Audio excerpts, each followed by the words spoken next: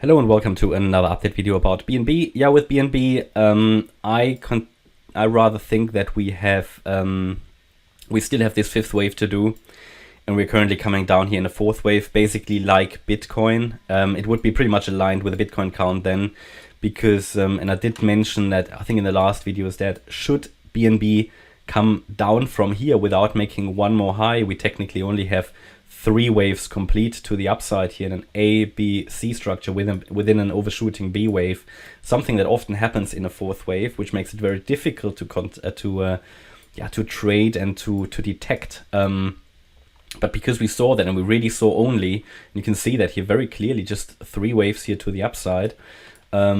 My view would be that this here was just an ABC in a B wave to the upside, and we're currently coming down in C, and we're heading back into support, yeah. And I think there will be some opportunities here again maybe in the next week for a long trade of the fifth wave. Again, that can still take us here sort of into the region around 330 to 360, maybe even higher, depending on where the wave 4 really ends.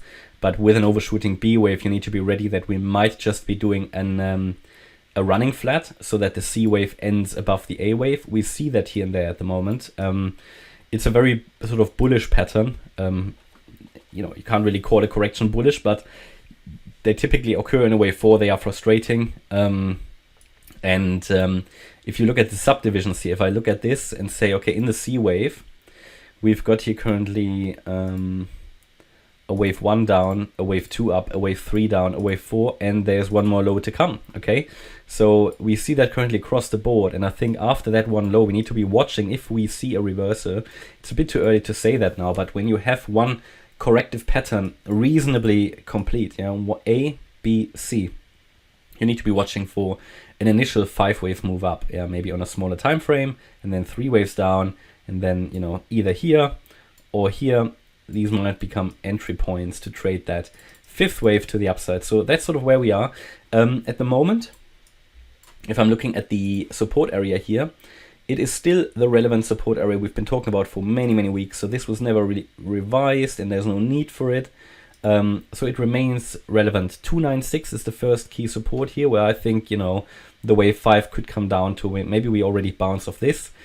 Then we've got the 285 level. That's where the previous low was sitting. Also likely, or even in an expanded flat situation, but don't really see that at this stage, 275.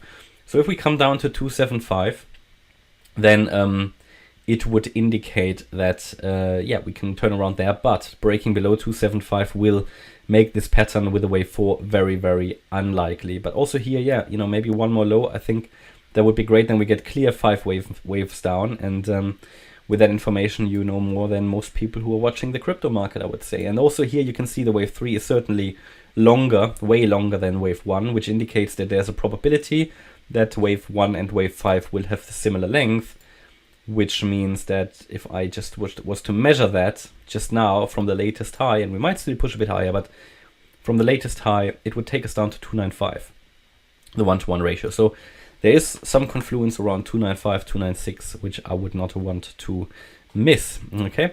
Okay, that's my update about BNB. I hope you liked the update. If you did, please hit the like button, leave a comment, and subscribe. And if you really like the content, please check out the channel membership. Thanks a lot for watching. Bye-bye.